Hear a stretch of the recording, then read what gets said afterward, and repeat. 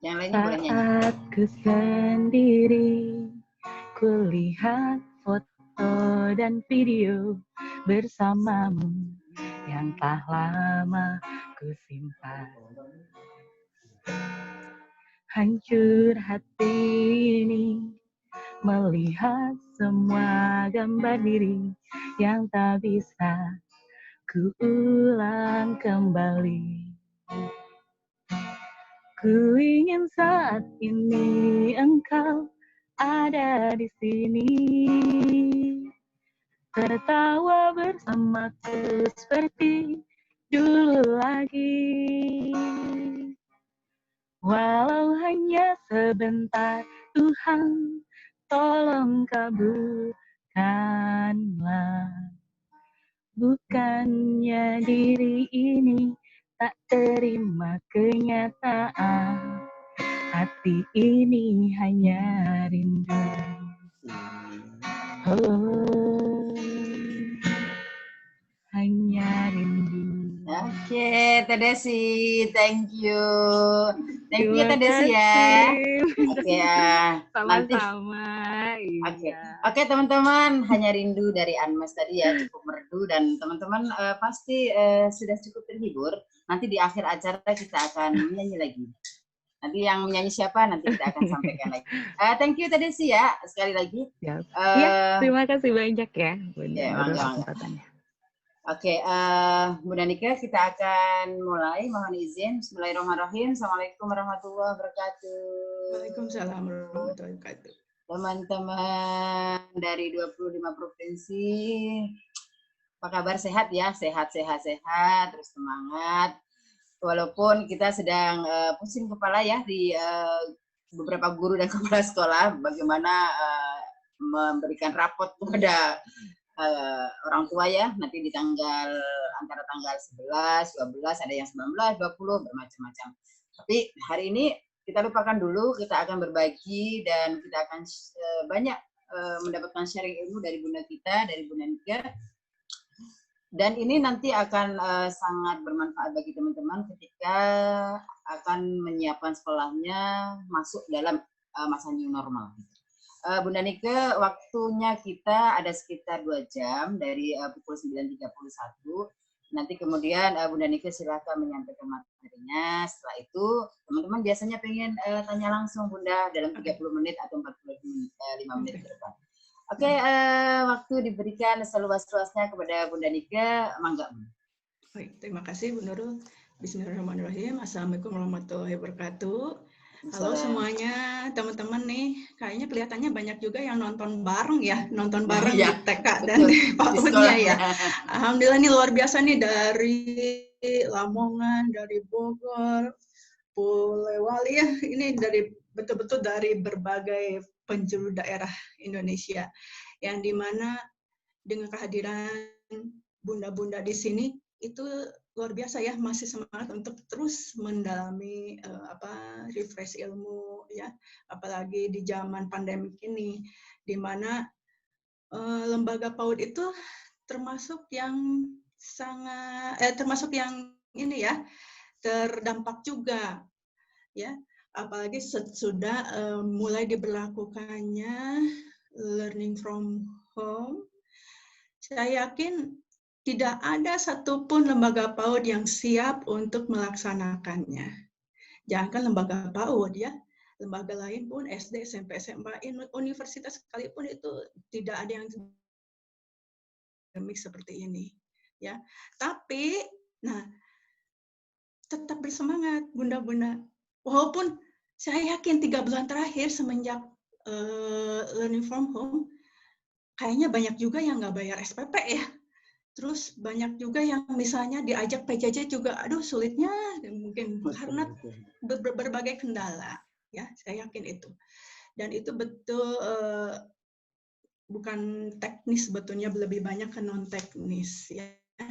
Nah ini jadi kita sama-sama berjuang di masa pandemi ini, kita sama-sama mencari formula seperti apa sih untuk pembelajaran khususnya untuk anak PAUD ya. Nah ini sebetulnya saya minta izin untuk share PowerPoint-nya. Sudah. PowerPoint-nya sebentar. Oke.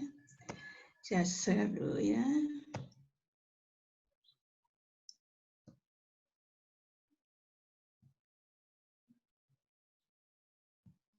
Oke. Ini perkenalkan dulu, saya sebetulnya pengalaman di kepaudan lebih kepada senang mungkin ya bersama anak-anak. Dulu saya dimulai tahun 2005. 2005 itu saya mengajar di PAUD di Santo Yusuf ya di Kota Bandung itu. Di mana saya waktu itu baru lulus S2 mengajar di PAUD ya. Saya agak aneh juga kok ini Santo Yusuf nyarinya S2 ya. Ternyata saya mengajar ABK ya.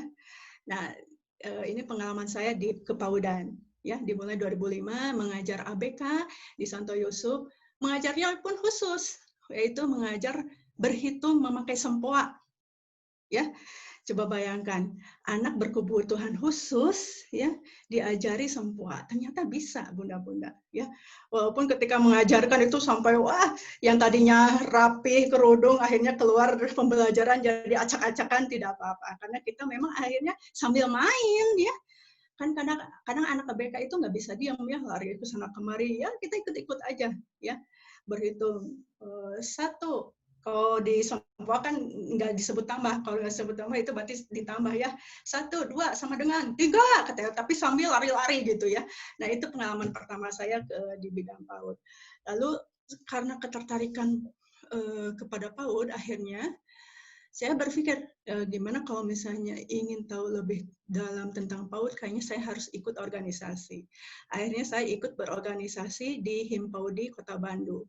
Itu dimulai dari tahun 2005 ya, 2005 juga. Nah, di situ sampai sekarang ya di Kota Bandung, tapi sekarang jadi penasihat aja. Nah, selain itu, saya juga di tahun 2018 menjadi narasumber makan buah dan sayur dari PT Sari Husada, lalu trainer pelatihan kompetensi sosial kepribadian, dan yang menyalurkan hobi saya diantaranya kesenian di Sanggar Seni Eco Bambu dan pengurus mobil pintar PAUD Institut Askrindo. Jadi mungkin bunda ada yang pernah mendengar tentang PAUD Institut, saya diantaranya relawan aja di situ. Ya. Nah itu sedikit tentang saya. Nah sekarang mungkin kita refleksi dulu ya. Pada minggu yang kemarin baru UNESCO mengeluarkan gimana nih tentang sekolah. Ya. Kapan sekolah dibuka lagi? Nah itu kan keputusan yang sangat berat dan sensitif ya di agenda politik sekarang. Tapi semakin lama sekolah terganggu, semakin besar kerugian belajar. Itu sudah menjadi penelitian. Ya. Terlalu banyak yang akhirnya tertinggal target-target belajar, ya, capaian-capaian belajar itu akhirnya tidak tercapai. Ya. Nah, sekarang itu apalagi di Indonesia sepertinya kok COVID ini seperti digoreng secara politis, ya. Padahal saya sedih sekali nih melihatnya kok kayak gini tuh nggak usah digoreng secara politis, kita sama-sama aja menghadapinya, ya. Karena ini betul-betul bencana non alam yang dihadapi bersama dari kelas menengah sampai atas itu sama, ya. Dan COVID itu nggak ada pilih-pilih orang misalnya seperti itu, ya. Nah, lalu kalau sekolah dibuka, apa sih yang jadi prioritas? Yang menjadi prioritas utama adalah melindungi yang hidup dan kesejahteraan komunitas termasuk anak-anak dan pengajar. Nah, ini walaupun harinya belum pasti, perencanaan pembukaan kembali sekolah harus dimulai dari sekarang, ya. Nah, jadi yang diutamakan itu adalah melindungi yang hidup, bukan hanya anak-anaknya, tapi juga guru-gurunya. Ya. Nah, ini ada yang menarik di sini. kita bukan hanya berjuang bersama, bukan hanya untuk mengatasi masalah pendidikan akibat krisis yang tidak terduga. Ya, ini betul-betul tidak terduga. Tidak ada satupun lembaga yang siap, ya. Tapi untuk membangun ketahanan sistem pendidikan jangka panjang. Akhirnya, kalau menurut penelitian ternyata COVID itu diperkirakan bisa sampai 2024, apakah memang mungkin kita harus di rumah terus gitu ya? Kan seperti itu juga kita harus perhitungkan. Ya, dibuka 2024 juga COVID sampai 2024 dengan perkiraan adanya sudah ada vaksin flu dan sebagainya, vaksin COVID ya. Sekarang menurut ini ya kita aja nih ya rasional aja. Kalau yang Muslim nih ya, mohon maaf saya mencontohkan yang Muslim. Kalau yang Muslim pergi ke Mekah misalnya. Itu kan semua divaksin flu, ya. Tapi ketika pulang ternyata banyak juga yang sakit flu, walaupun sudah divaksin, ya. Jadi apakah memang dengan adanya vaksin COVID itu akan efektif? Belum tentu, karena dikembalikan akhirnya kepada daya tahan tubuh masing-masing. Tapi kita sebagai manusia memang harus bertahan, ya. Nah, apa yang harus kita lakukan? Nah, yang harus dilakukan adalah mengikuti kebijakan dari pemerintah, yang paling atas itu mungkin Presiden, Kemdikbud, Kemenkes, dan kementerian lainnya. Ini kenapa dipisah-pisah? Karena ternyata setiap kementerian juga punya kebijakan sendiri. Ya, Kemdikbud bilang, Kemenkes bilangnya harus di rumah terus. Kementerian Perhubungan sudah membuka transportasi dan sebagainya. Akhirnya kita masyarakat harus pintar-pintar memilah. Oh, sebaiknya seperti apa? Kalau misalnya ada peraturan yang ternyata agak kontradiktif, misalnya, berarti kita harus seperti apa? Ya. Tapi pada intinya akhirnya kita ya harus melihat kondisi di tempat masing-masing. Ya. Nah, saya di sini ingin kita diskusi menyiapkan anak sekolah, ya, di antaranya memperkuat dulu daya tahan tubuhnya, ya. Jadi perkuat dulu daya tahan tubuhnya, ya. Karena kalau misalnya PJJ di tingkat PAUD itu PJJ-nya mungkin lebih banyak kepada pembentukan karakter, ya, dan membuat anak sehat. Itu intinya, ya. Nah, kita ini dulu simak dulu tentang sebelum ke pembelajaran, sebelum ke seperti apa sih kontribusi lembaga dan orang tua seperti apa, kita ke kesehatan dulu, ya. Nah, ini. Sebetulnya Kemenkes itu sudah banyak sekali mengeluarkan tentang pencegahan coronavirus.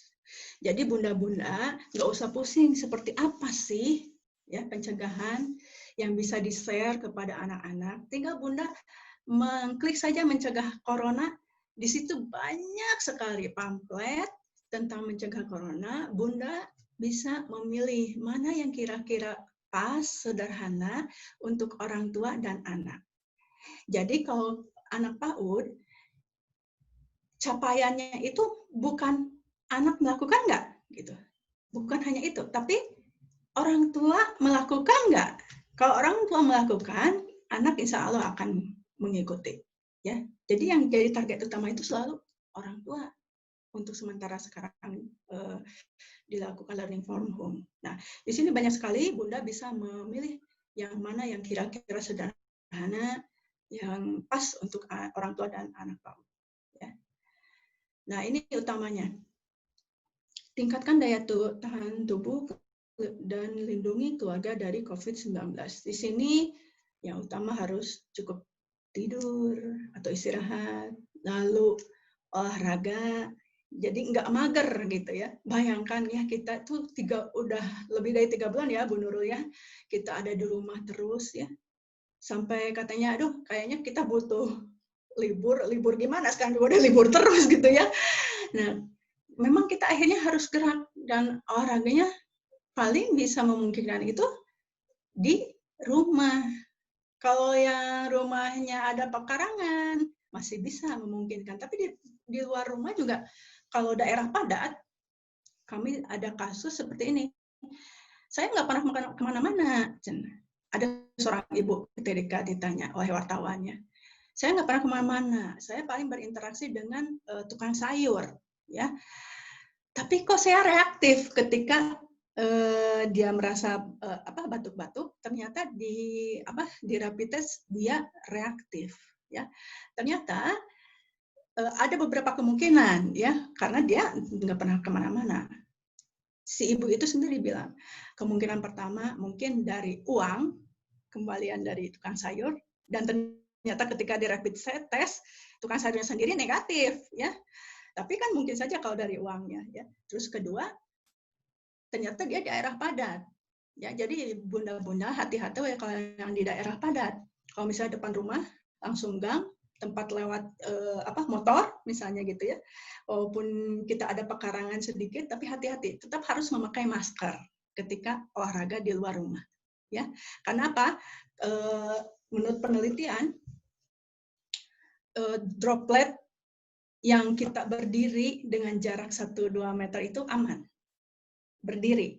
Tapi kalau misalnya yang suspek COVID-nya naik motor dan tidak pakai masker, ya, itu jangkauan dropletnya bukan lagi 1-2 meter, tapi bisa sampai 20 meter. Jadi kalau misalnya bunda-bunda ada di luar rumah gitu, ya, selalu pakai masker. Ya, kita harus bisa mengantisipasinya seperti itu. Gimana lagi? Karena kita nggak mungkin juga di rumah terus. Apalagi ibu-ibu rumah tangga, ya. Ya bukan hanya ibu rumah tangga, mungkin kepada para ujung tombak keluarga yang penghasilannya harian, mau nggak mau kan harus keluar dari rumah. Bukan untuk ongkang-ongkang kaki atau main, bukan. Memang seperti itu, ya. Jadi minimal harus selalu memakai masker.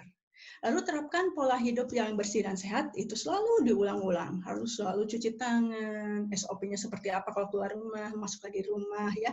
Walaupun kesini-kesini akhirnya semakin longgar karena kita merasa bosan, tapi harus kembali diperketat lagi dengan meningkatnya jumlah yang terkena COVID, ya. Lalu jaga jarak, itu physical distancing kalau sekarang itu sebetulnya di UNESCO itu, ya. Kalau social distancing kan berarti menjauhkan antisosial seperti itu, ya. Tapi sekarang itu sebetulnya menjadi physical distancing. Jadi menjaga jarak fisik dari orang lain. Nah, yang utama itu memakan banyak makanan yang bernutrisi. Lebih baik Bunda Yanda kasih tahu kepada orang tua, jangan tanya-tanya soal vitamin, karena yang bagus itu adalah nutrisi dari buah dan sayur. Nggak usah yang mahal-mahal. Dari sayur dan buah lokal juga sudah bagus, sudah tercukupi, ya. Bayam, pepaya itu kan melimpah di kita, ya. Oke, kita lanjut. Nah, ini apa yang diperlukan untuk menjaga daya tahan tubuh. Nah, ini. Jadi nutrition isn't just about eating, it's about learning to live. Jadi nutrisi itu bukan soal makan saja, tapi bagaimana belajar tentang kehidupan di situ, ya. Nah, ini ada lagi nih tadi yang sejalan dengan saya katakan. Menurut Bob Sadino, obat dan vitamin bukan jaminan hidup sehat. Tapi jaga ucapan, jaga hati, istirahat yang cukup, makan dengan gizi seimbang, dan olahraga yang teratur, itulah kunci hidup sehat. Apalagi di masa pandemi ini, ya bunda-bunda, ya. Jadi kalau lagi masa pandemik ini, apalagi di awal, ya, tapi sekarang juga masih lah, kita tuh harus hati-hati menjaga ucapan, ya. Kadang ngobrol sedikit di WA, ada yang live group, ada yang tersinggung. Itu mungkin karena memang efek pandemik juga, ya. Karena orang sudah, aduh gimana nih, apalagi kalau misalnya yang terdampak, ya, yang pekerjaannya akhirnya terdampak. Nah, jago menjaga hati, ya, itu jangan stres. Stres itu menurunkan imunitas, ya. Kalau ada orang tua yang stres gara-gara anak di rumah terus melakukan pembelajaran, akhirnya anaknya nangis, kangen sama gurunya di sekolah, ya, itu kan kok kayak gini gitu ya. Berarti kan sebetulnya ya harus dikembalikan, sebetulnya orang tua itu adalah wajib mendidik anak, harusnya itu dikembalikan, ya. Saya sampai beberapa kali mendapat video tentang anak yang nangis sama gurunya, ya itu kan pasti bunda-bunda juga sudah dapat ya. Nah, jadi menjaga hati, istirahat yang cukup, ya. Nah, karena saya Muslim, saya ngambil dulu dari ayat Al-Quran, dan saya yakin dari agama apapun itu banyak sekali referensinya. Maka hendaknya manusia memperhatikan makanannya. Kalau kerennya di barat itu, you are is what you eat, ya. Jadi kamu itu sebetulnya gambaran dari apa yang kamu makan, ya. Jadi kalau misalnya ada orang yang bilang, oh saya itu hidup sehat, makannya sehat banget gini-gini, tapi kok kelihatannya nggak sehat gitu ya. Nah itu kan kelihatan gitu ya, nggak bisa membohongi kalau hidup sehat itu, ya. Nah di situasi COVID ini saya mengambil dari online ya. Di sini ada yang pertama itu merubah kebiasaan, termasuk kebiasaan belajar. Kalau khusus anak PAUD ada 2, kebiasaan belajar dan kebiasaan bermain, ya. Nah itu kan harus dikondisikan oleh orang tua. Nah kadang banyak orang tua yang tidak mengerti, kok main aja harus dijadwal, ya. Sebaiknya main juga dijadwal. Jadi dilakukan obrolan dengan anak. Kapan kamu mau belajar? Kapan kamu mau main? Gitu. Jadi kalau ritmenya sudah seperti itu, maka tidak ada yang stres atau seperti apa lagi. Ya. Lalu yang kedua, perlu mempertahankan kesehatan anak. Sudah tadi tentang gizi, karena itu gizi itu penting. Ya. Dan yang ketiga, kesempatan men-setting kembali pola makan anak. Kenapa disebut men-setting kembali? Pasti pengalaman bunda-bunda semua kemarin semasa pandemik, kita selama di rumah itu akhirnya berpikir keras. Padahal setiap hari juga kita yang menyediakan makan, ya. Tapi kok masa pandemik ini kita kan lebih berpikir makanan apa nih yang cocok buat anak, ya. Mulai ketika puasa, ya. Yang puasa yang tadinya biasa segala diada-adain harus men-setting lagi dengan anggarannya segini, karena mungkin pendapatan sangat berkurang, akhirnya men-setting lagi pola makan. Ya. Gimana nih anak supaya bisa nutrisinya bagus ketika masa pandemi. Ya. Nah ini, saya kembali mengingatkan tentang ini. Ya. Sebelum masuk ke ini, saya pernah penelitian, anak terbentuk menjadi anak yang otoriter, demokratis, permisif, itu bisa dari cara makan. Ya. Kalau mamahnya atau siapapun yang biasa memberikan makanan, kalau orang tuanya bekerja, misalnya ada pengasuhnya atau siapapun atau neneknya, kalau memberikan makannya, coba bunda-bunda, memberi makan anak itu kan sehari berapa kali? 3 kali. Bayangkan, kalau selama setiap hari, selama 3 kali sehari, anak dimarahin atau diancam karena anak susah makan. Misalnya nih, buah dan sayur ini menempati setengah piring porsi anak. Ya. Waduh Bu, jangankan setengah piring, gitu ya, seperempat piring aja susah gitu ya. Makanya banyak orang tua yang akhirnya makan itu sambil mungkin mengancam, misalnya. Ayo Dek, makan bayamnya. Kalau enggak nanti disuntik loh. Nah, gitu ya. Ayo Dek, makan. Kalau enggak nanti sama Mama nggak akan dikasih apa. Jadi itu terus penuh ancaman. Ya, bayangkan 3 kali sehari selama anak usia dini. Itu akan membentuk anak menjadi otoriter. Bukan orang lain yang membentuk anak jadi otoriter, tapi mamanya sendiri atau misalnya pengasuhnya. Ada lagi yang misalnya mamanya, Dek, makan sayur ya, atau buah, bagus loh ini.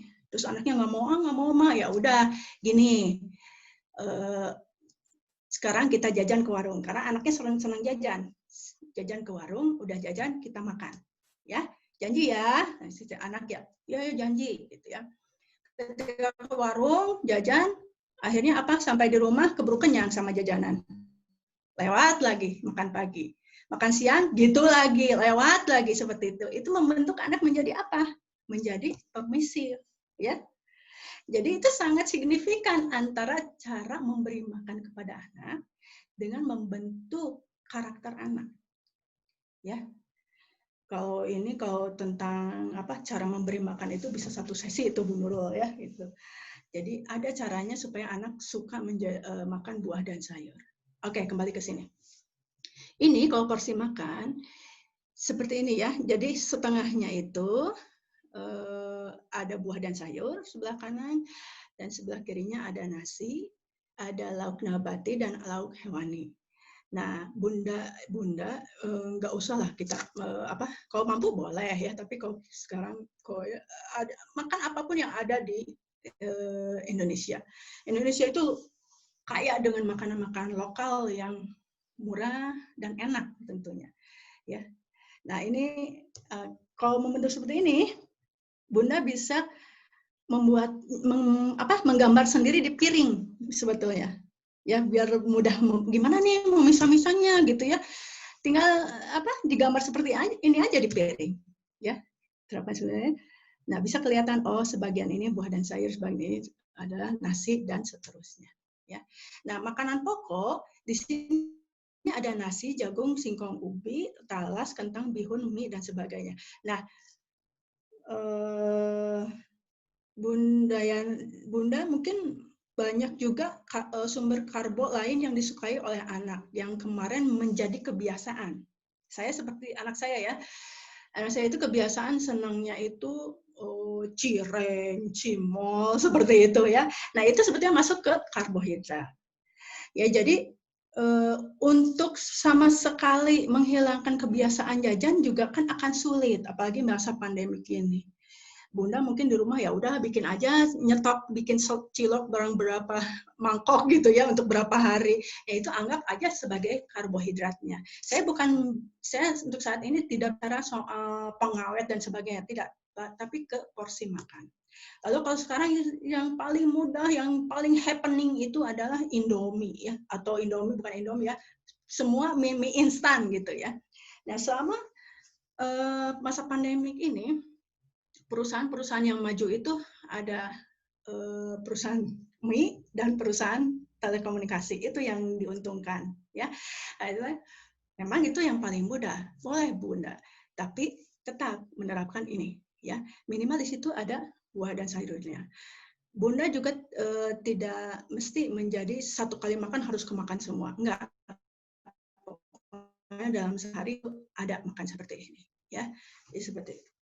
Oke, lanjut. Nah, kenapa sih membiasakan konsumsi makanan dengan menerapkan isi piringku tadi, ya?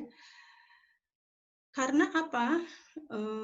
Ini bisa menjaga imun tubuh, ya. Sayur dan buah memiliki antioksidan yang tinggi, dan sayur dan buah mengandung serat tidak larut yang merupakan prebiotik yang dapat membantu meningkatkan probiotik. Ini dapat meningkatkan imun. Bunda-bunda bisa membrowsing prebiotik itu apa, probiotik itu apa. Dan ini keduanya nggak mesti dari multivitamin, ya. Jadi multivitamin yang buatan pabrik bukan berarti jelek, tidak. Kita melihat apabila anak-anak kita tidak tercukupi, butuh tambahan, baru pakai yang buatan pabrik. Seperti itu. Nah, sekarang ke pembelajaran. Tadi kita bicara tentang kebiasaan makan untuk menyiapkan imun anak menghadapi kalau misalnya suatu waktu kembali ke sekolah. Ya, sekarang tentang gimana nih kegiatan belajar mengajar. Ya, nah ini dari Kemdikbud sendiri boleh kok tatap muka dilakukan, tapi ada tapinya. Hanya dalam zona-zona hijau, ya, yaitu daerah tanpa kasus penularan COVID-19. Daerah yang zona merah dan zona kuning, apalagi zona hitam, ya, yang masih menghadapi penularan COVID-19, KBM harus dilakukan dari jarak jauh. Walaupun akhirnya pelaksanaannya dikembalikan kepada dinas masing-masing. Ya. Nah, sebagai contoh, ini kalau misalnya Bunda melihat pemetaan COVID di kota kabupatennya masing-masing, saya yakin di kota kabupatennya masing-masing itu sudah ada link pemetaan penyebaran COVID. Bunda bisa melihat kecamatan Bunda itu masuknya ke zona apa di situ. Nah, kecamatan apa? Kecamatan Bunda tinggal. Kalau PAUD-nya jauh dari tempat tinggal Bunda, nah PAUD-nya masuk ke zona apa? Karena ada kalau di Kota Bandung khususnya, saya ambil contoh Kota Bandung. Sekolahnya di zona hijau, ya. Tapi ternyata gurunya jauh-jauh rumahnya melewati ke zona merah. Nah, seperti itu, Sobat.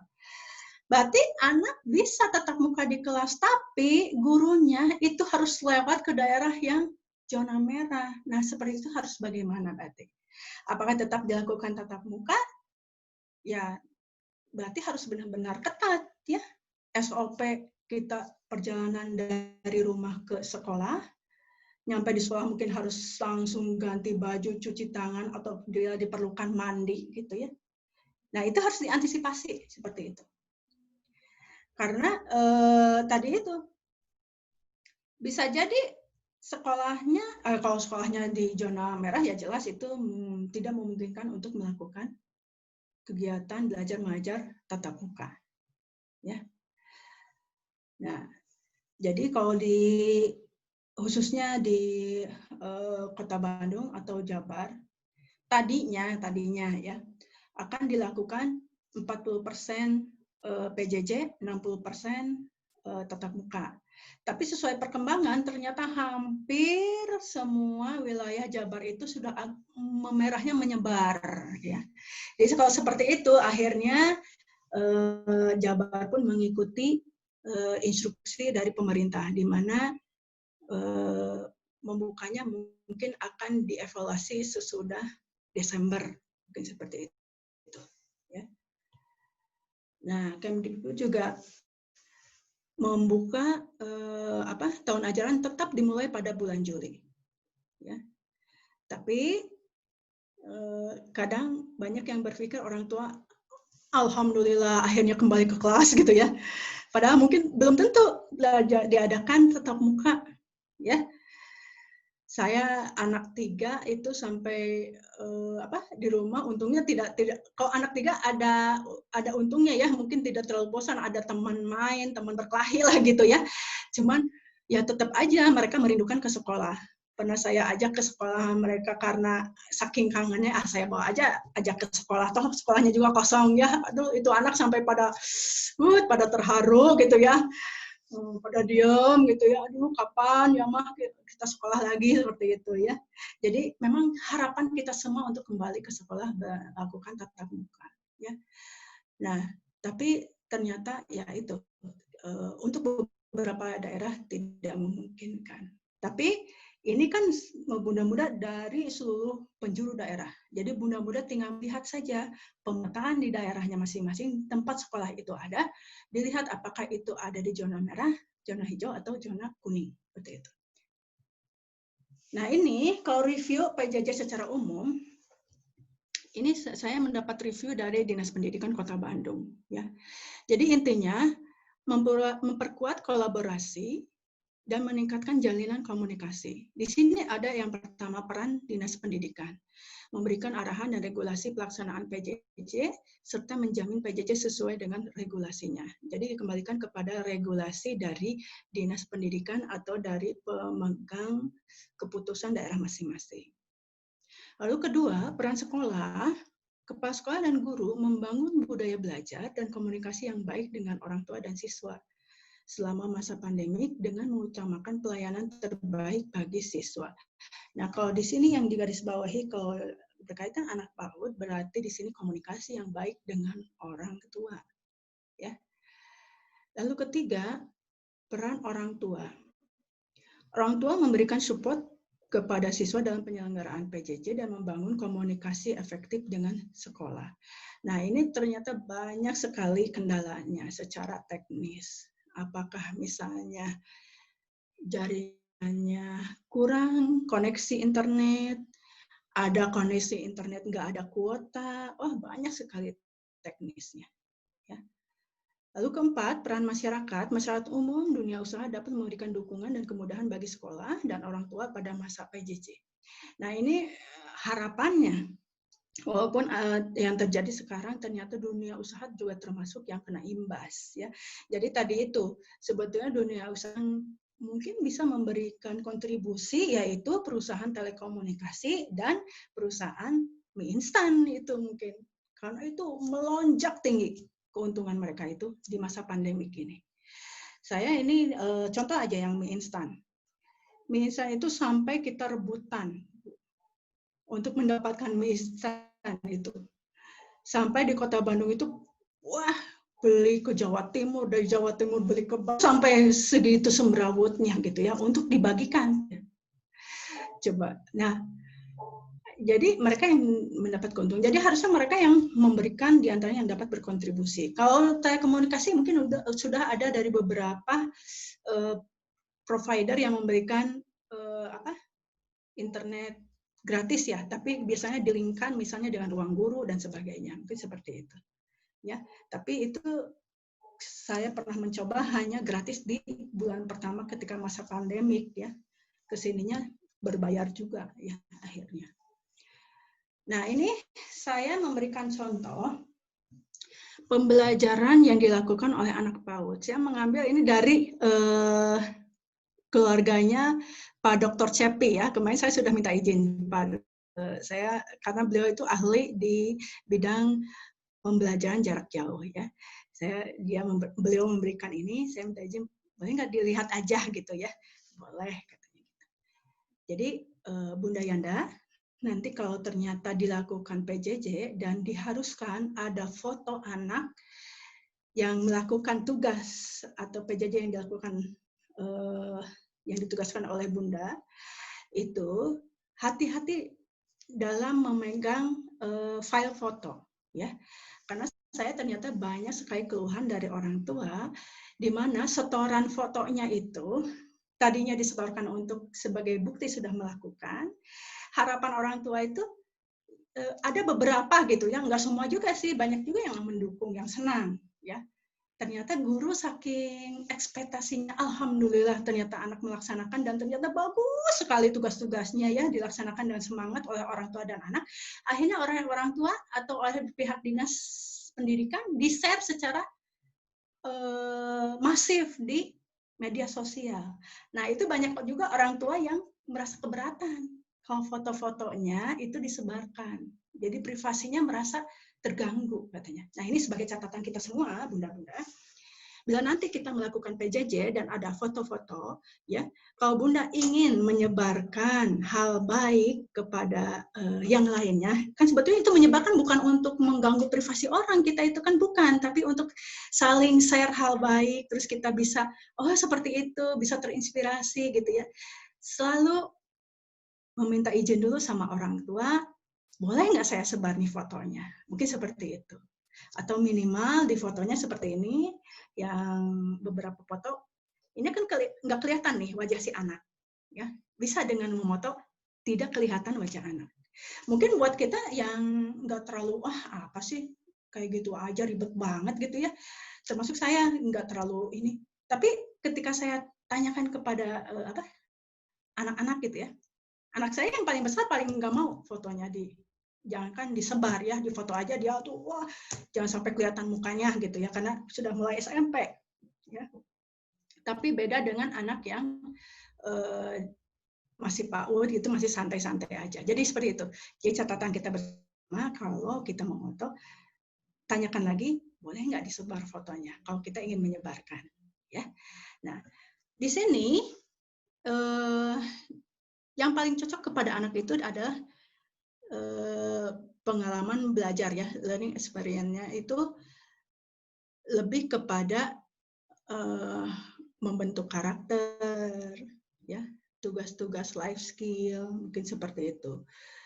Boleh misalnya kegiatan keagamaan, nah ini sudah banyak sekali dilakukan sekarang juga, ya, olahraga kecil, ya. Lalu membuat misalnya kalau kemarin ketika menjelang Lebaran yang Muslim itu melakukan misalnya membuat kue bersama ya, seperti itu. Jadi lebih banyak kepada pengalaman belajar, pembentukan karakter, dan life skill kalau untuk anak usia dini. Nah, ini mungkin sebagai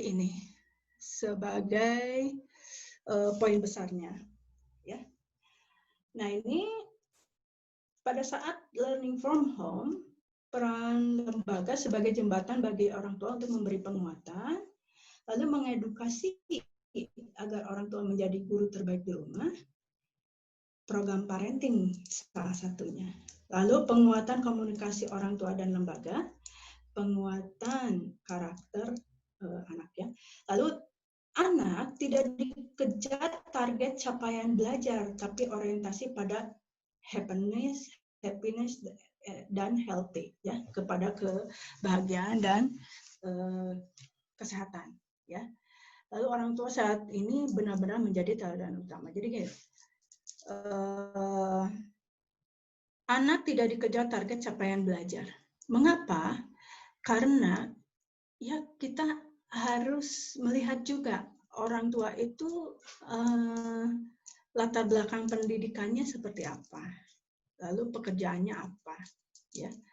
Kalau hasil penelitian, nanti saya akan share juga hasil penelitian dari Dr. Sardin misalnya, ya, ternyata orang tua dari berbagai kategori pendidikan yang paling siap untuk mendidik anaknya di rumah itu adalah yang lulusan S2 ke atas, ya. Nah, jadi kalau misalnya mereka tidak siap, apalagi dikejar target yang mereka nggak tahu seperti apa ini sih cara mencapainya gitu, ya. Apa yang akan dihasilkan itu akan menghasilkan stres pada orang tua dan stres pada anak, ya. Jadi saya yakin ini terjadi, termasuk pada guru, ya. Mungkin di awal itu guru juga melihat, aduh ini gimana sih, ini kan harusnya minggu ini tuh belajar ini, tapi kok nggak bisa gitu, ya. Nah itu kan jadi kita stres juga sama gitu, ya. Jadi kita turunkan target, tetap disampaikan, tapi akhirnya dikembalikan kepada kemampuan dari mereka sendiri, ya. Kalau tidak tadi itu kita sendiri akan stres akhirnya, ya. Lalu orang tua saat ini benar-benar menjadi teladan utama karena apa? Dia berperan ganda, bukan hanya sebagai orang tua saja, tapi juga sebagai guru di rumah, ya. Jadi ini ya orang tua mau nggak mau harus pada masa seperti ini akhirnya itu kan seperti kembali ke apa? Yang pernah menyampaikan itu dulu saya pernah baca di Ki Hajar Dewantoro, ya, bahwa semua orang itu adalah guru, gitu, ya. Ternyata sekarang kejadian, gitu, ya. Ternyata orang tua itu sekarang harus menjadi akhirnya berperan ganda sebagai guru juga. Jadi harus menjadi teladan utama. Nah, ada beberapa poin yang harus dilakukan, yaitu tadi ini yang harus dilakukan. Di antaranya yang tidak boleh dilakukan mungkin nanti akan lebih jelasnya pemerintah akan mengeluarkan, tapi intinya kita sebagai guru PAUD, lembaga PAUD sebaiknya tetap mengkondisikan lembaga PAUD, persiapannya tetap harus dipersiapkan, tapi tetap kita mengikuti aturan pemerintah, ya. Jangan karena ada desakan orang tua harus membuka lembaga, toh nanti yang tanggung jawab kan akhirnya lembaga juga.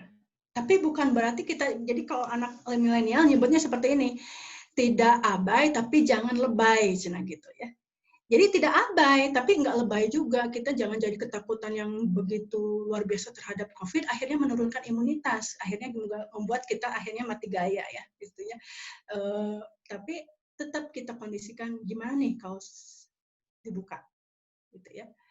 Nah itu dipersiapkannya. Nah kalau persiapan pembukaan lembaga PAUD, kita memakai protokoler tetap dari Kemenkes, ya. Jadi di situ tetap ada social distancing, ya. Lalu cuci tangan, jadi harus ada media cuci tangan di sekolah, ya. Jadi itu harus dipersiapkan. Bunda-bunda bisa membrowsing internet cara membuat apa sih aliran air yang murah meriah itu seperti apa gitu ya. Karena saya yakin lembaga-lembaga PAUD itu mungkin karena apa sih pembelajarannya sebetulnya dulu itu singkat,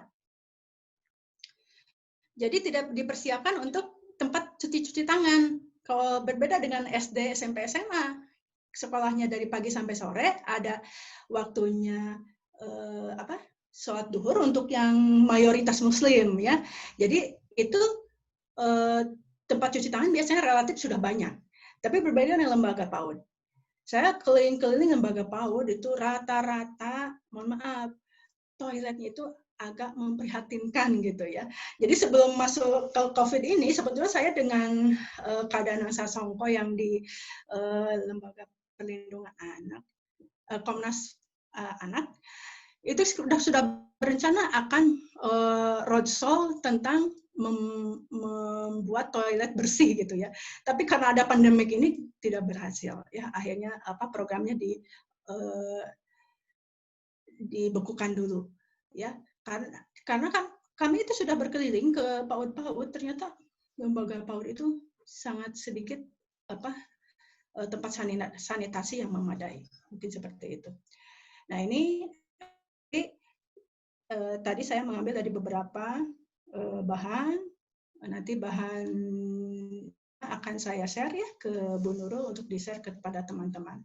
Dan mungkin nanti bahannya akan ada yang full text beberapa bahan, jadi enggak satu bahan saja. Jadi bunda-bunda bisa melihat, membacanya sendiri, dan mengkondisikan dengan sekolahnya masing-masing. Mungkin seperti itu. Ya, terima kasih. Baik. Bunda Nurul, kembali ke Bunda Nurul. Baik. Kita banyak diskusi juga ya. Ya, siap. Baik, Bunda Nika, terima kasih ya sudah membuka nih. Jadi Bunda Nika hanya memberikan pancingnya aja. Kita akan banyak nanti diskusi dan kita lebih banyak sharing. Jadi kalau misalnya ada waktu sekitar 1 jam lagi, nah coba kita maksimalkan. Kita akan fokuskan pada beberapa hal tentang new normal.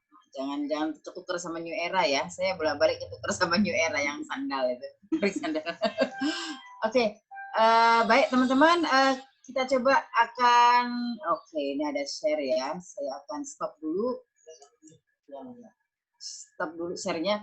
Oke teman-teman, seperti biasa, silahkan kita pakai ajang ini sebagai ajang diskusi.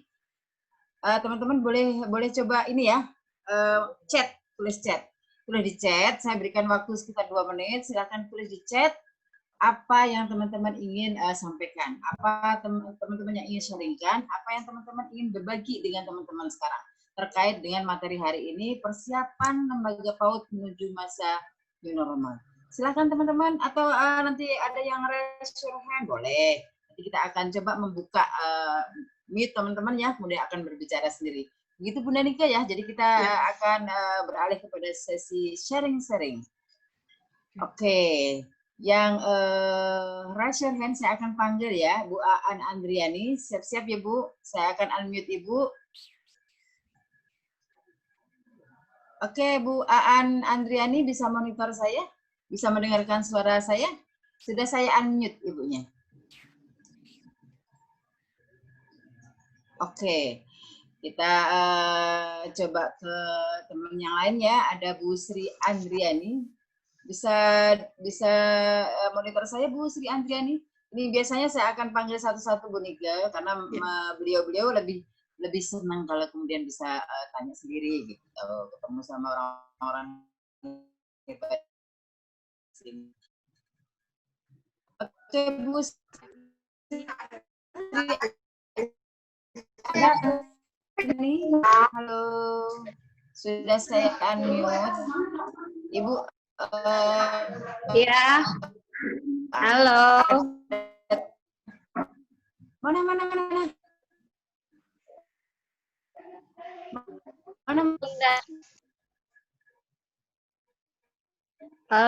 Bagaimana ya Bun cara menerapkan apa ya, situasi sekarang di mana saya itu tinggalnya di daerah yang agak Buaan dari depan mana? kota gitu ya. Buaan dari Ya. mana? Kenalin dulu dong, nama Saya saya dari Purwakarta, Nah, Bu. gitu, dari Purwakarta. Iya. Silakan. Nama saya Andriani dari Purwakarta. Kebetulan Purwakartanya daerah yang agak ke pinggir sedikit ya, Bun. Iya.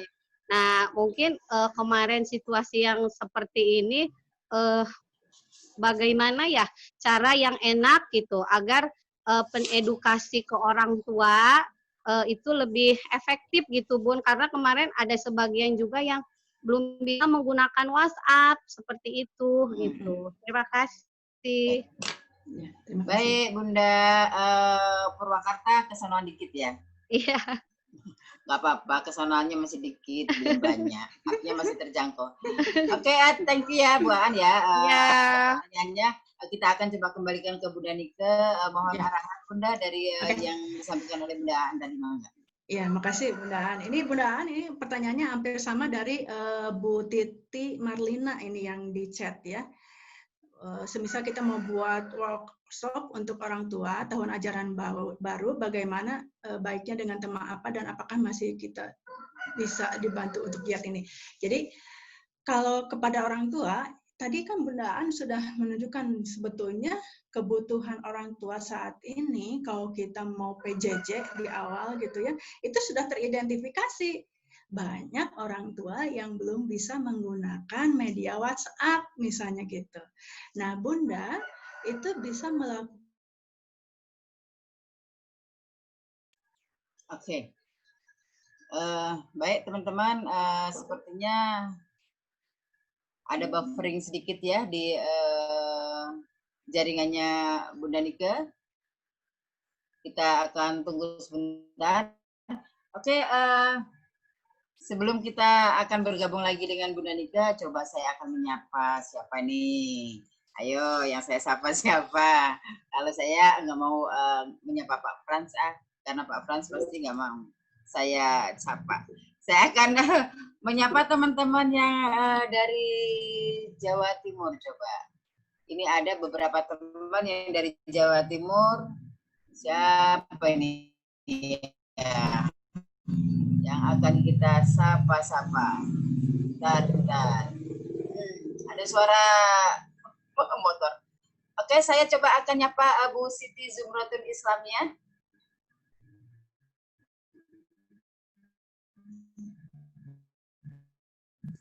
Unmute. Dengar nggak suara saya? Ayo, 1, 2, 3, di unmute. Oke, nggak ada ya? Coba lagi kita jreng-jreng kembali ke. Coba saya akan unmute Bunda Nika. Bunda Nika? Ya, terima kasih. Mohon maaf ya. Nah ini. Mangga silakan Bunda. Ya. Kalau misalnya WiFi mati, ikut mati. Gitu ya. Oh, WiFi mati ya Bun. Jadi itu teridentifikasi. Jadi di awal coba tadi itu komunikasi. Bunda berkomunikasi dulu atau tidak berkomunikasi sebetulnya sudah terlihat ketika kemarin untuk siswa lama ya. Untuk siswa lama kan kelihatan orang tua mana yang merespon, yang tidak. Ketika yang tidak merespon itu ditanya, ya bagaimana nih apa sih kenapa sih nggak melakukan PJJ? Oh ternyata ini alasannya ABC. Nah itu kan bisa teridentifikasi masalahnya apa. Kalau itu misalnya masalah teknis, ya teknis itu berarti bisa dilatihkan teknisnya. Seperti tadi, tidak bisa menggunakan WAG, itu berarti teknis, itu bisa. Nah ini ada permasalahan juga nih, banyak sekali permasalahannya yang non-teknis. Kalau yang non-teknis, yaitu misalnya nih, banyak pertanyaan. Bagaimana nih Bun, kalau sudah banyak yang daftar ternyata pada mundur, nah gitu ya. Itu sebetulnya non teknis dan itu tidak bisa dilatihkan. Ya, itu harus dimusyawarahkan kepada orang tuanya. Kenapa mundur ya? Apakah mereka mikirnya sama aja bohong kalau misalnya tetap PJJ juga kita yang ngajar juga gitu misalnya gitu ya. Nah, beri pengertian akan menjadi berbeda bila Bunda tetap ikut ajaran baru sesuai jadwal dari awal, ya. Walaupun kondisinya PJJ misalnya gitu ya, tapi kita start bareng.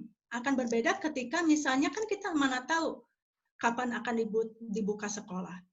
Untuk daerah hijau mungkin tidak di Desember, mungkin dimajukan oleh dinas pendidikannya. Itu kan mungkin saja.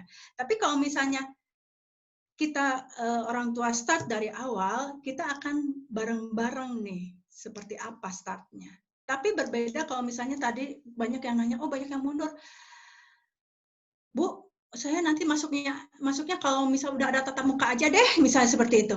Nah itu akan berbeda, ya, karena banyak orang tua juga yang tetap mengikuti pembelajaran yang tetap daftar walaupun PJJ ya. Nah mungkin diberi pengertian seperti itu. Jadi Bun, jadi kami ini tetap startnya sih pembelajaran dari bulan Juli. Walaupun mungkin dari segi SPP dan sebagainya silakan Ibu Bunda hitung sendiri. Mungkin ya kita apalagi untuk yang PAUD non formal misalnya ya TK sekalipun banyak yang memakai biaya yang sangat rendah ya, yang istilahnya udah uyuhan lah mau ngajar juga gitu ya. Kalau kata Kak Mas Danang ya, kalau misalnya kita datang ke India ya, ada lomba bikin gajah menangis katanya gitu ya. Ini pernah ada cenah gajah, ini mah cerita aja ya. Gajah nih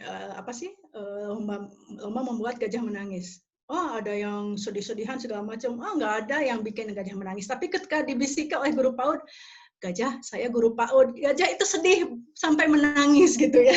Saking prihatin dengan guru PAUD di Indonesia gitu ya. Nah jadi kalau sekarang misalnya kita bermusyawarah, kalau yang menjadi kendalanya itu adalah biaya, dan biasanya banyak yang terkendalanya oleh biaya. Ya. Tapi kalau misalnya dianggap mampu, Bun, kalau misalnya per bulan hanya sekitar, misalnya ya berapa gitu ya, dan dianggap Bunda mampu, ya mending kita mulai aja dari sekarang, startnya bareng gitu ya. Walaupun itu PJJ.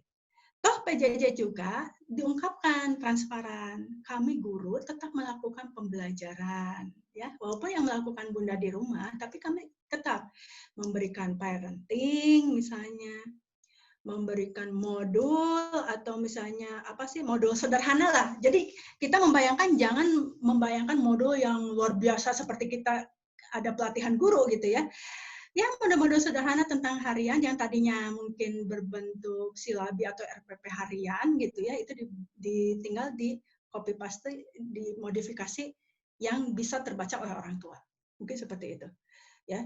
Jadi diberikan pengertian, itu tetap akan lebih baik kalau kita start bareng, mempersiapkan sekolah tatap mukanya bareng juga. Ya. Mungkin seperti itu. Ya, artinya komunikasi menjadi fokus utama ya Bu Nike ya. Dalam kondisi yang terbatas seperti ini. Baik, terima kasih. Sudah ada satu pertanyaan ya dan sudah dijawab. Nah teman-teman, coba lihat semuanya ke chat. Jadi hari ini adalah sesi curhat Mama Dede. Jadi kita coba akan sedikit berbagi. Karena memang tidak mudah teman-teman, sangat tidak mudah semua melakukan dan menghadapi hal yang sama. Oke, sebelum kita akan ke beberapa pertanyaan, saya akan ke siapa ini? Coba. Oke, ada Bu. Ini pertanyaannya hampir sama, tapi saya coba akan tetap panggil Bu Raden Maya Mentariani. Oke, standby ya, standby. Saya akan unmute.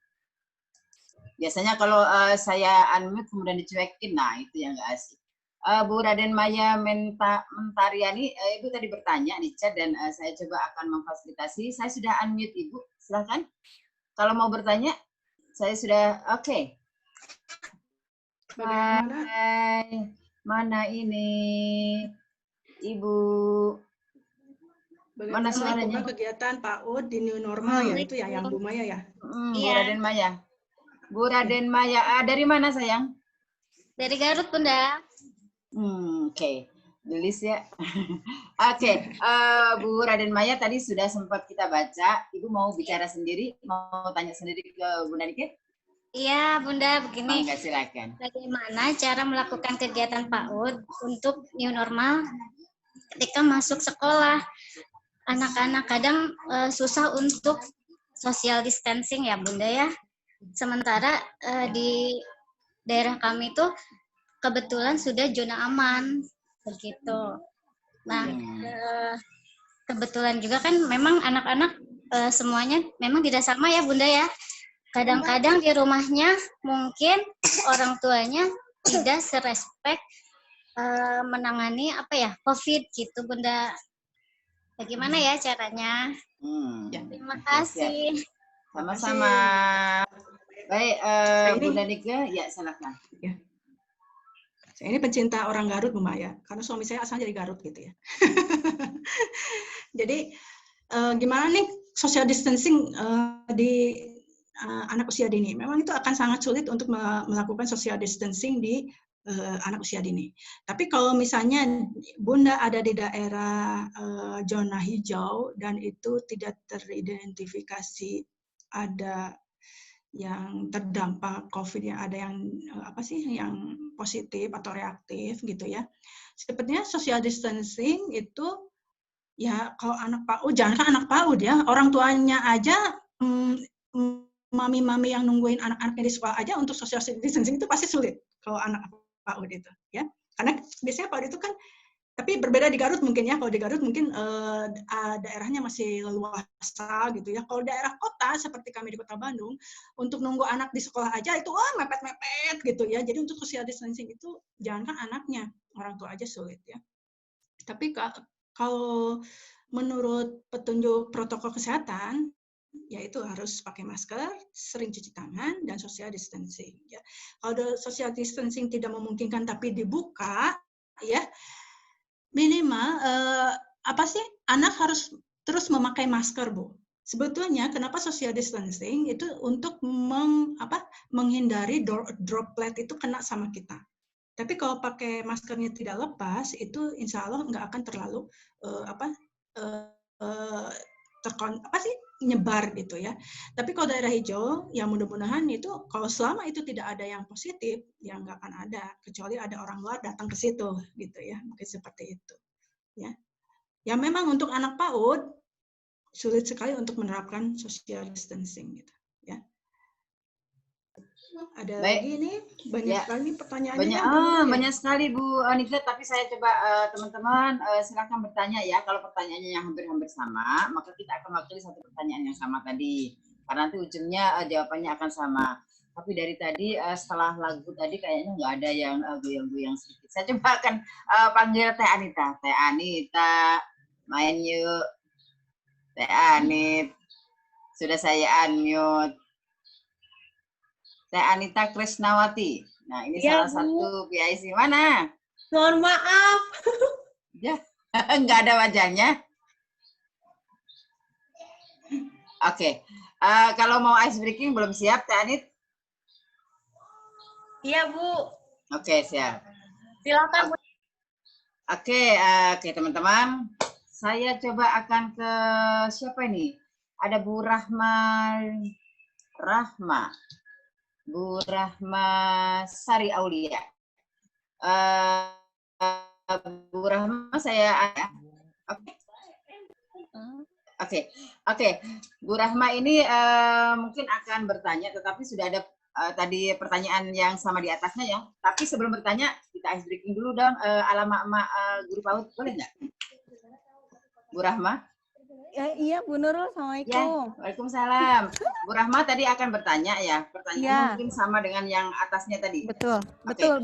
Oke, nah sekarang sebelum bertanya, silahkan kita menyemangati teman-teman yang lain dengan ice breaking dari TK Al Muslim. Silahkan.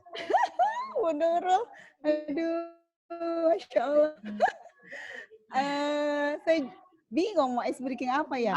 Soalnya tadi jadi ajang curhat nih Bu Nurul. Ya, soalnya tadi baru dapat kabar dari beberapa orang tua yang ini ya, yang sama pertanyaannya sama dengan teman-teman semua. Oke. Yang nggak apa-apa. Iya. Nggak apa-apa, nanti kita akan curhat, tapi kita ice breaking dulu. Oke, teman-teman silakan gitu ya. Aduh, ice breakingnya apa ya? Apa tepuk atau nyanyi atau gerak? Boleh, silakan. Apa ya? Lagi nggak fokus ini. Baik. Apa ya?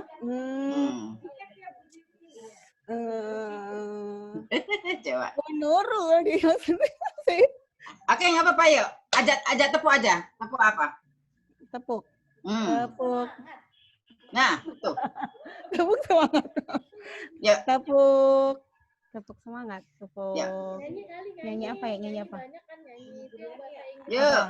Kita sudah rindu menyanyi nih. Oh. Ya. Banana, open banana ya. Oh, ini tentang buah-buahan Bu Nurul. Ya, silakan. Buah-buahan. Yuk, semuanya ikut ya. Bunda Rahma mengajak teman-teman yang lain untuk ikut bersama-sama. Ini tentang lagu buah-buahan, tentang pisang, tapi pakai bahasa Inggris dan ada gerakannya, gitu. Jadi tentang banana, judulnya banana. Banana. Oke, 1, 2, 3. Open banana, eat. Gimana? Open banana, shake banana, place banana, eat banana, eat banana, shake banana, exit banana. Begitu Bu Nurul. Oke, teman-teman. Bayangannya kurang, shake-nya belum kurang. Nah, oke. Jadi memang kalau kita di virtual seksinya kurang ya. Jadi, gitu kurang. Oke, teman-teman. Ini adalah Bunda Rahma bersama timnya. Sudah kelihatan tadi ya. Jadi memang guru PAUD itu harus multi talent. Ditunjuk kapan saja, di mana saja harus siap. Oke, Bunda Rahma silakan. Tadi pertanyaannya dilanjutkan. Iya, terima kasih untuk kesempatannya Bu Nurul. Bu Nika, terima kasih untuk kesempatannya. Ya, saya dari PGTK Al Muslim di daerah Tambun Selatan, Kabupaten Bekasi, Jawa Barat. Dan memang sekolah kami adalah sekolah full day school. Tujuan utama biasanya orang tua menyekolahkan di sekolah kami karena tahu kami memiliki program pembiasaan dari pagi sampai sore. Gitu. Jadi di mana program itu melatih kemandirian anak-anak. Nah, ketika pada saat ini kondisinya akhirnya dalam pandemi ini akhirnya hanya dibataskan dari pemerintah kan 4 jam. Lalu kami sekolah kan juga belum diizinkan untuk dibuka karena memang kondisi Tambun Selatan itu kalau yang kami tahu masih zonanya zona merah gitu. Kalau secara umum Kabupaten Bekasi zona kuning ya Bu Nurul ya. Gitu. Cuma Tambun Selatan masih cukup mengkhawatirkan. Akhirnya, saya juga tadi baru dapat telepon dari calon orang tua siswa baru Bu Nurul yang sudah menyatakan mengundurkan diri gitu, padahal sudah melakukan pembayaran gitu. Nah, ini memang jadi apa sih namanya?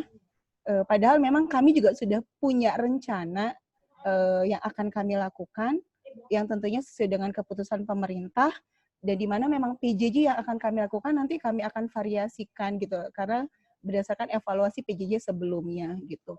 Nah, untuk meyakinkan orang tua betul mereka melihat PJJ kayaknya nggak cocok untuk anak usia dini gitu karena nggak cocok karena memang anak usia dini butuh kedekatan dengan guru, butuh sosialisasi dengan teman. Nah, itu yang banyak orang tua akhirnya menarik kembalilah anaknya yang sudah daftar. Dan itu ada beberapa yang sudah terjadi di sekolah kami gitu. Nah, bagaimana caranya meyakinkan ke orang tua ya gitu Bunda Nika agar bahwa sebenarnya walaupun mereka tetap berada di rumah, tapi apa yang menjadi keunggulan dari sekolah kami itu mungkin bisa walaupun tidak 100% tercapai ketika mereka belajar di rumah, tapi setidaknya mereka tetap menerima itu dan itu menjadikan mereka berbeda kalau mereka tidak sama sekali sekolah gitu. Seperti itu Bunda Nika. Terima kasih untuk waktunya.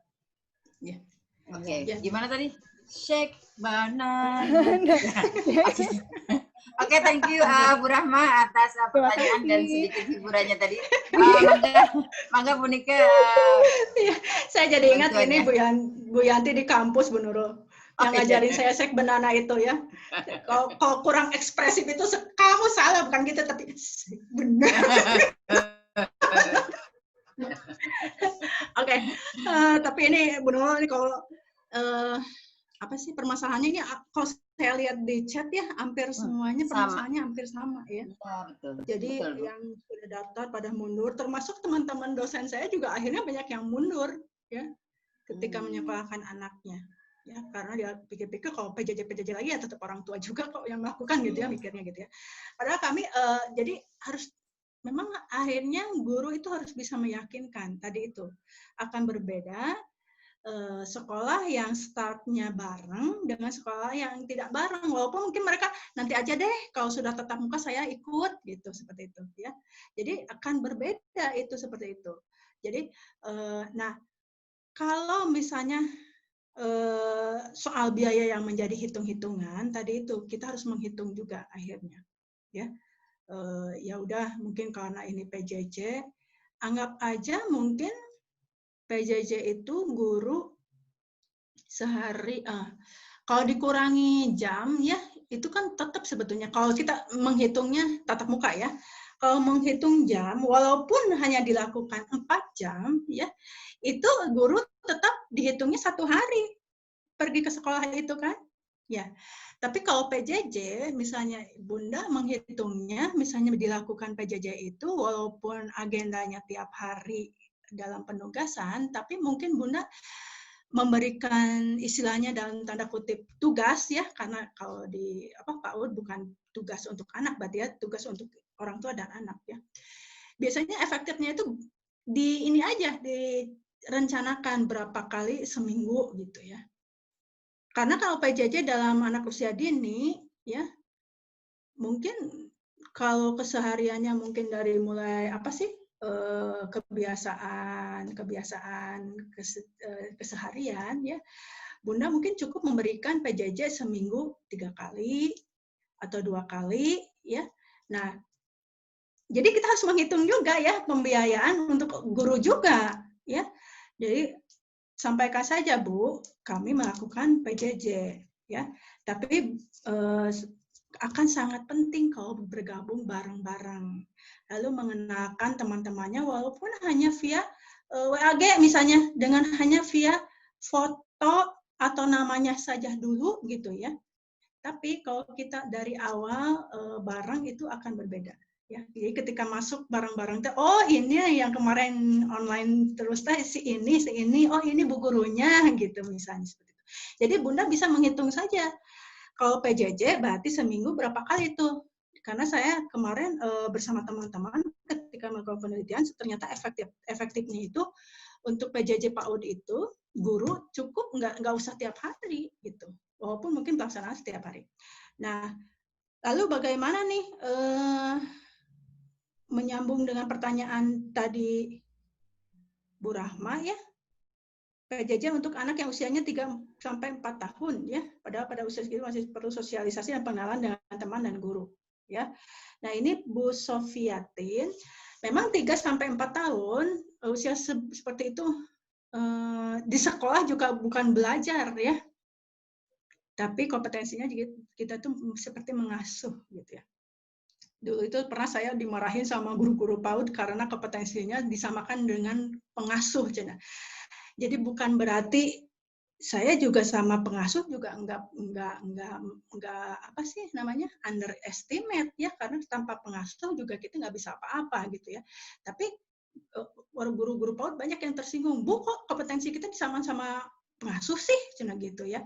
Kita kan guru. Ya karena usia 3-4 tahun itu bukan belajar dalam artian seperti anak SD, bukan anak SD yang diminikan gitu ya. Tapi ya sehari-harinya adalah diasuh. Cuman kalau di sekolah Kober atau PAUD kita sudah menerapkan tentang tadi keteraturan jadwal ya. Kalau di Kober kan pasti ada jadwal misalnya masuk sekolah, ada jam misalnya main pagi, terus siang makan siang, sudah makan siang terus tidur siang dulu, udah tidur siang terus gitu ya. Itu kan menjadi terjadwal gitu. Berbeda kalau di rumah. Di rumah tanpa pembelajaran dari lembaga PAUD biasanya sok aja berjalan, apalagi zaman sekarang pandemi. Biasanya orang tua membebaskan anak. Ya, betul nggak, Bu? Asal mereka anteng aja lihat TV, udah alhamdulillah. Apalagi sekarang gadget. Gadget kemarin hati-hati Bunda. Banyak anak yang apa sih terkena orang-orang pedofil. Karena apa? Anak sekarang kan semua pegang gadget. Akhirnya mereka buka FB, internet ya. Kemarin yang kena jebakan pedofil, walaupun alhamdulillah nggak sampai ketemu gitu ya, karena keburu anaknya melapor kepada orang tua, itu umur 6 tahun loh. Berarti 6 tahun itu kan anak usia dini, belum masuk sekolah. Ya, ternyata dia sudah sempat share dia nggak pakai baju kepada si orang itu. Dan ketika dilihat, aduh luar biasa itu. Akhirnya itu nomor diambil diambil oleh orang tuanya, dilihat, oh ternyata. Ya sekarang itu harus hati-hati orang tua, jangan terlalu membebaskan anak. Ya harus tetap dilihat apa yang dibuka. Ya. Jadi alhamdulillahnya ternyata anaknya itu nggak sampai terlihat wajahnya. Jadi kalaupun nyebar gambarnya, nggak nyebar. Padahal anaknya nggak tahu apa-apa. Kenapa kamu nggak pakai baju di foto? Habis disuruh, katanya gitu. Nah, jadi kita harus hati-hati. Nah, jadi seperti itu. Jadi minimal Bunda Rahma dan teman-teman bisa menyampaikan kepada orang tua bahwa kalau kita start bareng akan berbeda dengan tidak bareng, lalu akan berbeda walaupun dilakukan PJJ yang dilakukan sepenuhnya oleh orang tua, tetap kita menerapkan kebiasaan-kebiasaan yang biasa dilakukan di sekolah juga, misalnya gitu ya. Ya minimal walaupun tidak saklek targetnya gitu, mungkin seperti itu. Ya. Baik, Bunda Nika, Bu Rahma, mungkin tadi gambaran dari jawaban yang Bunda sampaikan. Ini masalah yang majmuk, semuanya mengalami hal yang sama. Hampir semua pertanyaan di sini Bu Nika menyampaikan hal itu. Jadi bagaimana sedihnya kita. Ini kita memang merasakan hal yang sama ya. Ketika kemudian anak-anak sudah mendaftar, sudah senang lihat sekolahan, kemudian sudah dapat seragam, bahkan ada yang sudah dapat macam-macam gitu kan. Nah, pada saat 3 bulan ini kemudian mereka berubah pikiran. Dan itu kemudian membuat cash flow kita tidak sehat, mental kita tidak baik, bahkan imun kita sedikit menurun ketika satu persatu orang tua menarik kembali anak-anaknya gitu kan. Dan itu memang harus dihadapi karena itu kenyataan. Kita tidak sedang bermimpi sekarang soalnya, ini memang kenyataan, dan yang harus kita lakukan memang kita harus seperti yang Bunda Nika tadi sampaikan, kita bersama-sama. Kita akan membuat berbagai hal bersama-sama. Mungkin kita harus siapkan sekolah dengan SDM kita untuk menghadapi masa yang normal itu bagaimana. Jadi kita tidak bisa menuntut pemerintah atau siapa saja untuk bisa paham kita gitu. Kembalikan dong sekolah kita terbuka seperti yang dulu, nggak bisa. Karena pemerintah sudah pasti membuat kebijakan-kebijakan itu dengan banyak ini ya Bu Nika ya, banyak pertimbangan gitu. Ya teman-teman ya, jadi kita memang akan diskusi dan kelas-kelas setelah ini. Jadi kita memang sengaja mulai dari minggu kemarin kita khususkan kelas bagaimana menghadapi PAUD itu di masa new normal. Akan banyak narasumber nanti yang akan membantu dengan teman-teman. Nah, itu yang bisa kita lakukan. Baik, Bunda Nika, saya akan memanggil salah satu teman, ini namanya Bu Sofiatin. Bu Sofiatin, siap-siap ya, saya unmute ya sayang. Oke, saya unmute, silakan di-mute dari sana. Klik dari sana, di toggle. Bu Sofiatin? Iya, oke. Oke, Bu Sofiat. Waalaikumsalam. Ibu dari mana? Dari TKI Siah 43 Lembor, Blontong, Lamongan. Tetangga saya berarti itu. Ya, tetangga dia pun. Ya, tetanggaan kita. Baik, silakan Bu Sofiatin, ada yang mau ditanyakan. Oke, saya unmute lagi ya. Kepencet sepertinya. Silakan di-unmute, Bu. Oke, silakan. Masalah ini untuk pelajaran PJJ ini terkadang menjadi dilema bagi kami pendidik di PAUD ya Bunda. Terutama untuk tadi yang telah disampaikan Bunda tadi, untuk usia 3-4 tahun yang playgroup, yang kelompok bermainnya Bunda.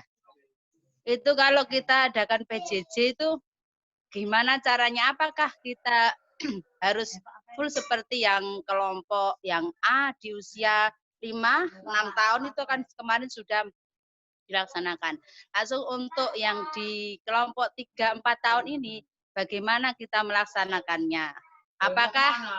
Apakah kita full seperti di RPP, atau kita fullkan di pembiasaannya saja? Itu saja cukup Bunda, makasih. Assalamualaikum warahmatullahi wabarakatuh. Waalaikumsalam Bu Sofiatun. Terima kasih ya. Matur suwun Bu pertanyaannya. Mangga Bu Nika akan langsung dijawab. Ya, jadi ini tadi ya emang agak sulit yang 3-4 tahun ya. Dimana kan di situ memang ya tadi sebetulnya di situ kan lebih kepada pengasuhan dan mulai mengenalkan bahwa dia itu punya lingkungan lain selain lingkungan inti. Jadi sebetulnya tujuan PAUD itu, apa itu kober atau apapun itu, mempersiapkan anak di sekolah dasar. Ya. Anak dikenalkan selain keluarganya itu dia ternyata punya lingkungan lain, yaitu ada teman sebaya. Ya. Teman sebaya di mana? Di sekolah. Oh, ternyata ada orang tua yang lain, yaitu guru. Ya. Nah, memang itu sulit untuk dilaksanakan di anak 3-4 tahun. Paling tadi tetap akhirnya hanya untuk mengenalkan calon-calon temannya dan kebiasaan-kebiasaan yang masih memungkinkan diterapkan oleh orang tua. Tapi tadi saya prioritaskan untuk anak usia dini, yaitu membiasakan anak makan makanan sehat oleh orang tua sebagai persiapan nanti bila ada tatap muka, ya, jadi badannya kuat, ya, tidak sakit-sakitan. Lalu keduanya membiasakan anak di masa pandemik ini dengan new normal tadi. Kalau new normalnya PJJ ya mungkin masih aman karena di rumah ya, tapi kalau misalnya sudah tatap muka, berarti dia harus membiasakan pakai masker. Saya masih menemukan banyak sekali anak yang tidak terbiasa pakai masker, ya. Anaknya antara nggak mau karena tidak dibiasakan oleh orang tua, ya. Ada dua, karena orang tuanya tadi Tea dengan tidak peduli dengan adanya COVID, dalam artian itu mungkin virus hoax atau apa gitu, banyak juga yang berpendapat seperti itu. Atau ada juga yang orang tuanya sadar COVID gitu ya, tapi memang tidak menjadi kebiasaan kepada anak karena anaknya di rumah terus, nah gitu ya. Kenapa Bu? Anaknya nggak ketika jalan di ini aja di dekat rumah gitu ya. Yang pakai masker hanya orang tuanya, anaknya nggak pakai. Kenapa yang nggak pakai masker? Oh iya ya, nggak kepikir oleh saya, bukan anak-anak juga harus pakai katanya gitu. Terus kedua, memang masker untuk anak-anak memang agak sulit juga dicari, ya. Jadi memang kita juga dari pemerintah, saya kemarin juga sudah banyak memberikan masukan kepada pemerintah. Kebijakan-kebijakan yang ramah anak ya, tanda kutip, itu sangat kurang kaitan COVID ini, ya. Minimal misalnya kalau bantuan saja itu berpikirnya hanya sembako saja, ya.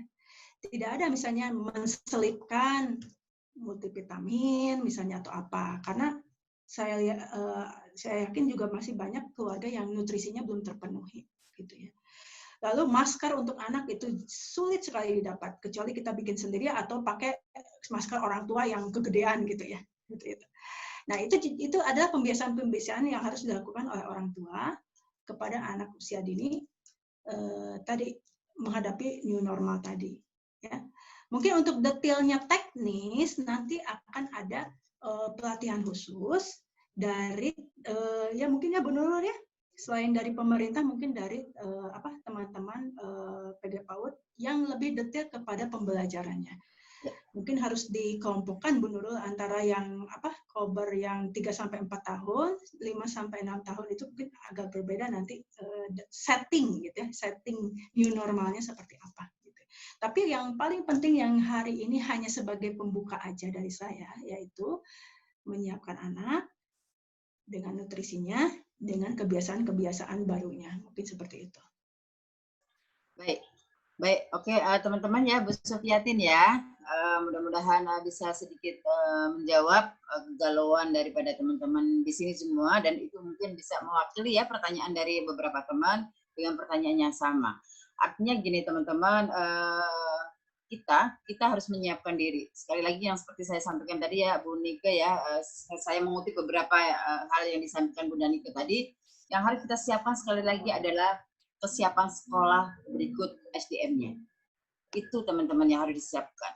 Kemudian bagaimana kemudian kita nanti terkait dengan pembelajaran dan sebagainya. Nanti tanggal 15 Juni kita akan bersama dengan Pak Mubi, kebetulan temannya Bu Nika juga, teman-teman Bu Nika kemarin direkomendasikan, dan kita akan membahas tentang bagaimana pembelajaran, menyiapkan pembelajaran saat era new normal nanti gitu. Jadi teman-teman join saja nanti di kelas hari Senin, masih dibuka, dan nanti bisa banyak sharing dan banyak mendapatkan ilmu dari beliau. Jadi adalah guru PG PAUD di UPI juga ya Bu Dika ya. Dan yang saya dengar orangnya sangat fun gitu kan, sangat keren katanya. Jadi sangat pokoknya dicintai. Kalau orang sudah mah diajak ngageol lah gitu kalau sama Pak Mubiar mah ya. Sama Pak Mubiar ya. Jadi nanti bisa fresh. Jadi teman-teman tolong diagendakan, kalau misalnya ada waktu silahkan join aja. Share linknya nanti akan di-share kembali di setelah kelas ini selesai ya.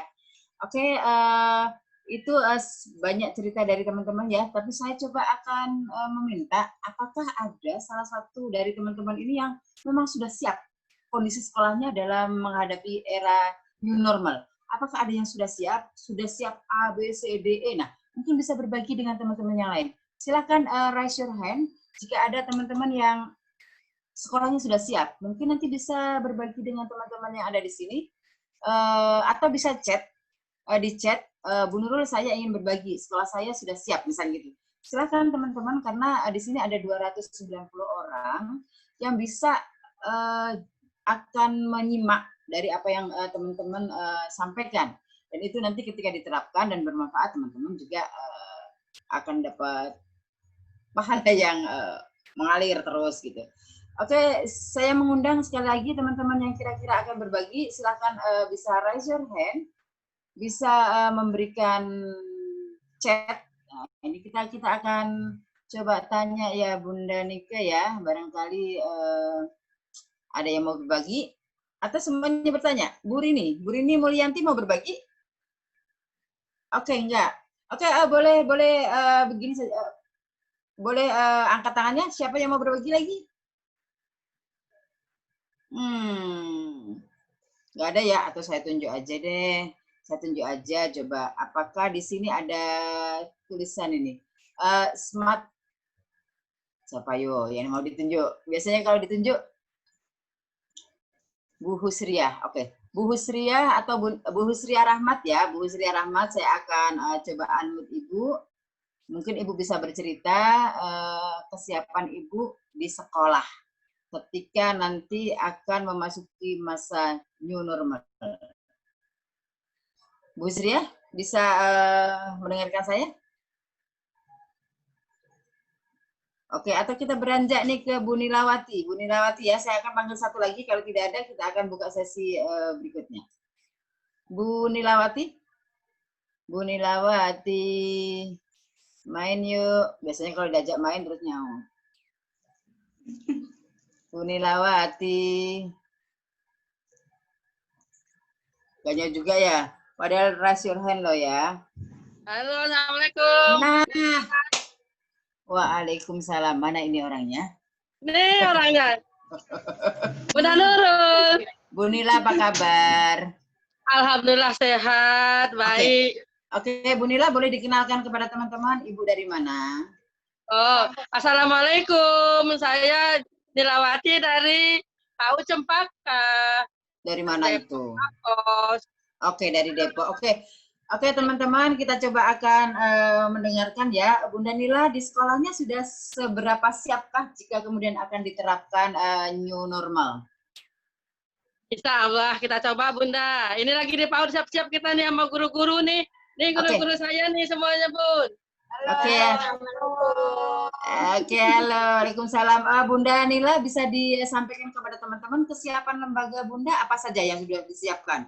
Apakah sudah beli ini, itu, atau punya kebijakan ini, itu? Coba. Sudah. Kita membeli untuk buat anak-anak, untuk persiapan. Ini untuk buat ini kesehatan. Apa itu?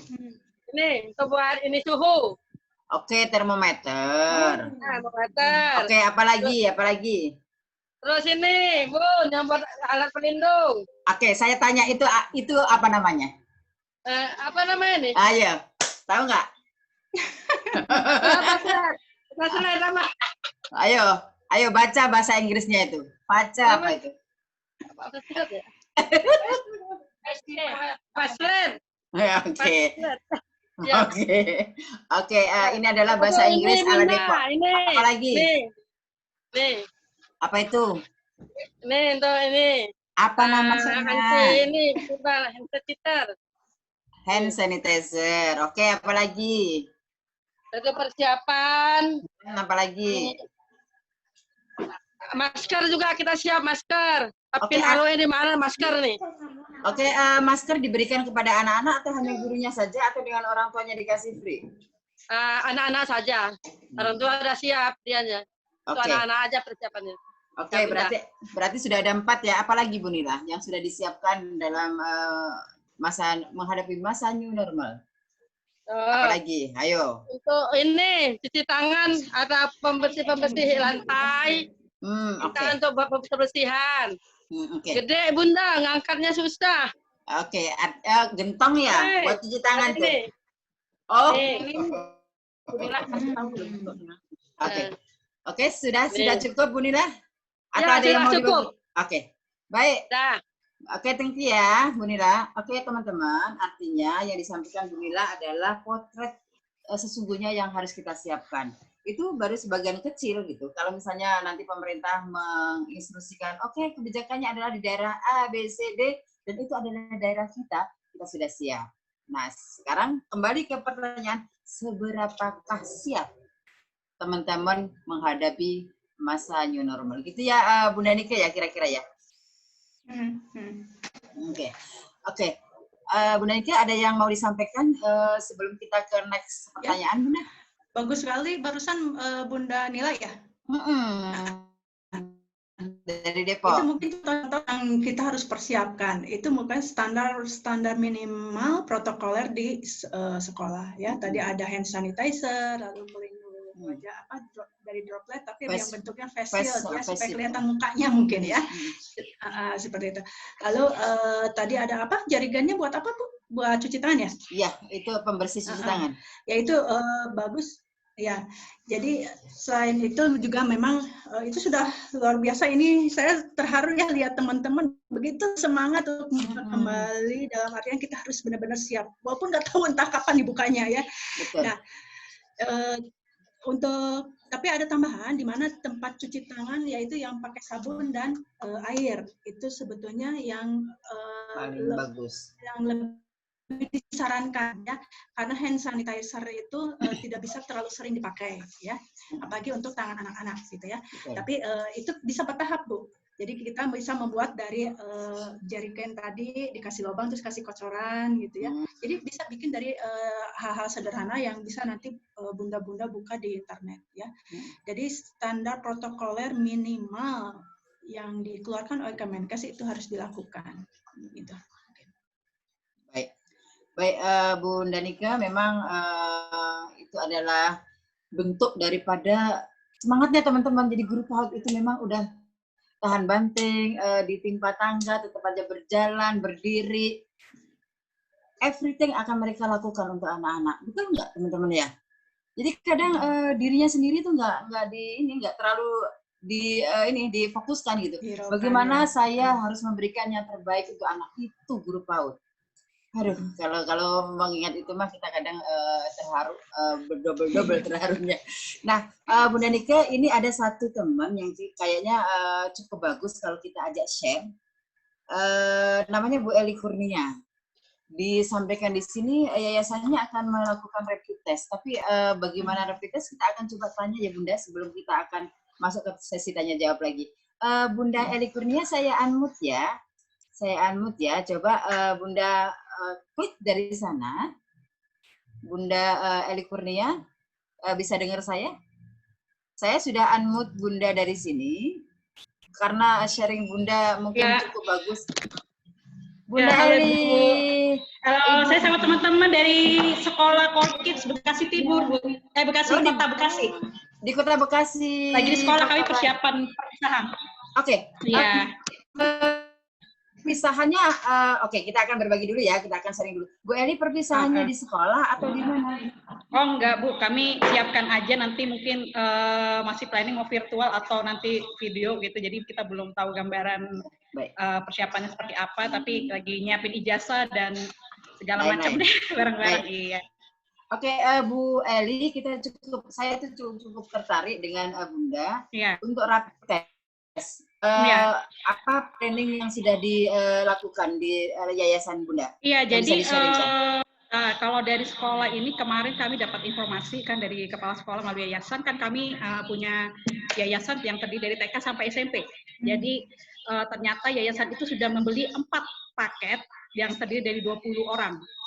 Jadi nanti memang tidak semua, jadi dari TK nanti memang baru 5 guru, bertahap begitu Bu. Jadi 2 gelombang akan dibagi, 2 paket ini nanti pertama akan diadakan di hari Minggu, nanti itu terdiri dari beberapa dari SD, dari TK, dari yayasan, termasuk staf mungkinnya. Jadi ini baru ketahuannya hari Minggu gitu, berarti jadi kita lagi tunggu informasi, tapi ini salah satu yang dikerjakan oleh yayasan saat ini untuk rapid test itu.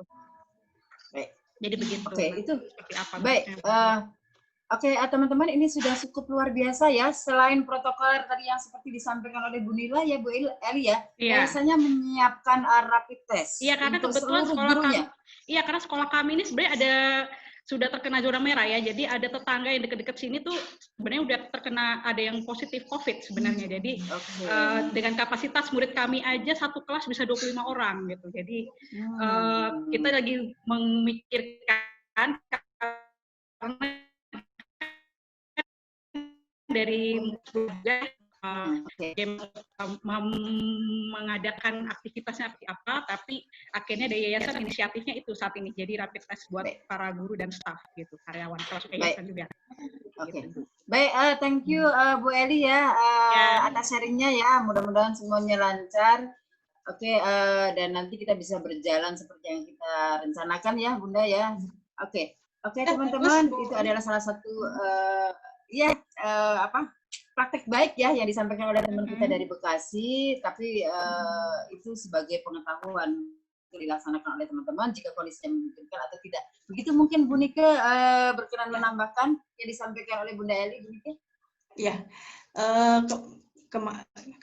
ini kebetulan saya di pemetaan COVID Jabar ya. Itu bagus yang dilakukan oleh Bunda Eli dan teman-teman dengan dilakukannya ada rapid test. Nah, memang rapid test itu diprioritaskan untuk daerah yang memang merah, apalagi kalau misalnya dekat dengan orang yang reaktif. Itu memang antisipasi yang bagus. Jadi supaya bisa terlihat. Cuman gini, jadi bunda-bunda kalau misalnya dilakukan rapid test atau kita harus istilahnya dengan hasil yang tidak reaktif pun ya kita tetap harus berjaga gitu ya.